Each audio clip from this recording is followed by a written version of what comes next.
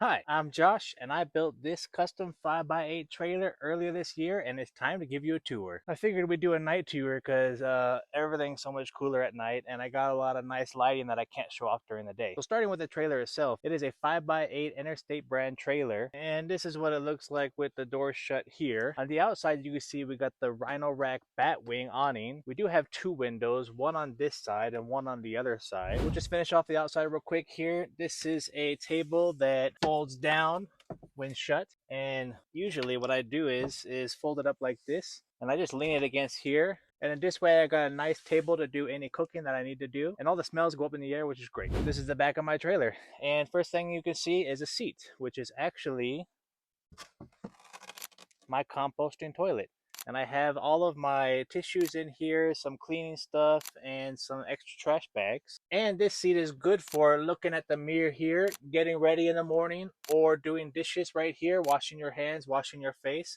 So this area of the trailer is kind of like my bathroom and kitchen combined. And under the sink we have some spray bottles, a trash can, my freshwater cooking supplies, and my gray water here. And under the toilet we also have extra supplies down here like wet wipes and stuff. Okay, stepping on inside. Behind me we got my 43-inch flat screen TV, which I play a lot of games on and watch a lot of Netflix. Above me we got my skylight, which I just actually took a piece of plastic from Home Depot, cut it out, screwed it in, and it works out well. Up here we have the simple rooftop fan that everyone has in their build. And underneath here, we have the whole electrical system, which is two 100 amp hour batteries. We got a solar panel on top, a DC to DC charger so when I drive I can charge my batteries. And we also have a Renogy 1000 watt inverter. Oh, and a PlayStation 5 and a DVD player in here. And under this seat, we have the 12 volt fridge here. We have many pots and pans underneath here. I also store some vegetables in here, things that don't need to be put into the fridge. All this side is just miscellaneous bowls, some games, plastic cups, and other supplies that I might need. And under this seat is usually where I store my bedding. We got a first aid kit, fire hydrant, and the diesel heater is stored underneath here. I also got other supplies like a hammock, some string lights, and other camping gear under here.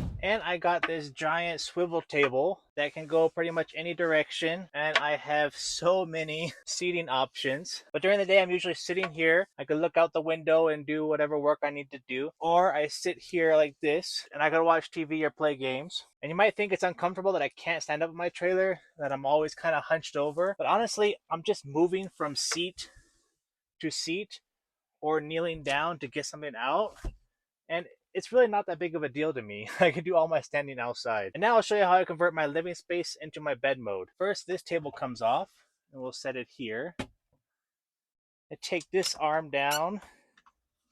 We'll just set that down for now. And now since this is an L shape, we actually had to make a custom piece of wood just to fit right here. And that's just stored right here.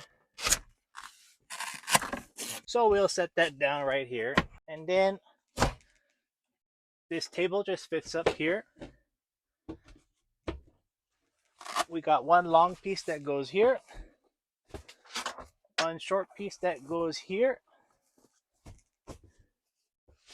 and that's where all these cushions come into play. And I like these pillows because they're decorative, but they're also comfortable when sleeping. And these two just fit here.